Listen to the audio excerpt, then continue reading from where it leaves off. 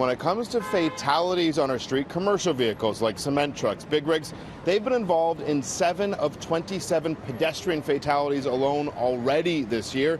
Today, Mayor John Tory had a meeting with some construction companies as well as city councillors, even Toronto police, to try and look at curbing the recent rash of deaths. Earlier this month, we saw one woman killed by a cement truck near Yonge and Eglinton. Now, while today's meeting was important, it was even called critical by the mayor. Some critics also say that bureaucracy is putting Torontonians' lives at risk. So we need to see some quick interventions on the ground as quickly as possible. Instead, what are we getting? A lot of crocodile tears and lip service. Jessica Speaker with Friends and Families for Safe Streets believes there's one big thing standing in the way of saving the lives of citizens walking and cycling the streets of Toronto: political will. It seems to require somebody to die to get an intervention done quickly, and that shouldn't be the case. We should be proactive. We know what to do, we know it works, we have no shortage of examples from around the world to draw upon, and yet not much seems to be happening in Toronto in the last 3 years. Back in 2017, the City of Toronto launched Vision Zero. The mayor has admitted it didn't go far enough. Recently, council voted unanimously for Vision Zero 2.0. While it's a step in the right direction, Jessica Speaker says it has glaring flaws. Scarborough, they're looking at dropping speeds on arterials to 50 kilometers an hour from 60 kilometers an hour. But that's only going from guaranteed death to an 85% chance of death. And last we checked, it's not Vision 85% of struck pedestrians are dead.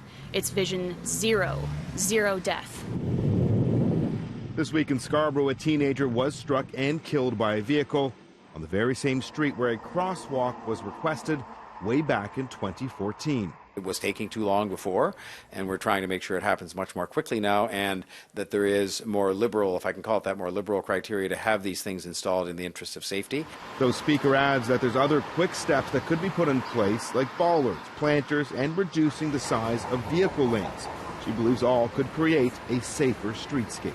What would you say to critics who say bureaucracy here in Toronto has cost us lives? If they saw the list that I was brandishing with me yesterday in a file of the number of projects that are happening right now where there is paint and bollards and reconstruction of intersections and redesign of streets, we're almost doing as much as we could do in the context of the availability of people to do the work.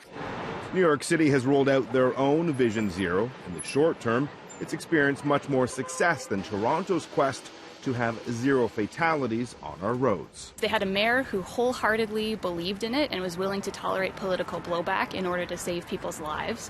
When there was a fatality, they would look at that the infrastructure that induced the fatality, that induced the dangerous driving behavior, that didn't protect the vulnerable, and they would fix it.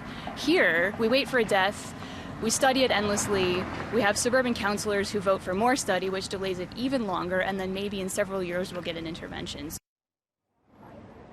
And when it comes to today's big meeting at City Hall over recent deaths involving commercial vehicles, construction vehicles, the mayor admitted that the city has no idea what type of training levels cement truck drivers, dump truck drivers have when it comes to navigating busy downtown streets and around construction zones.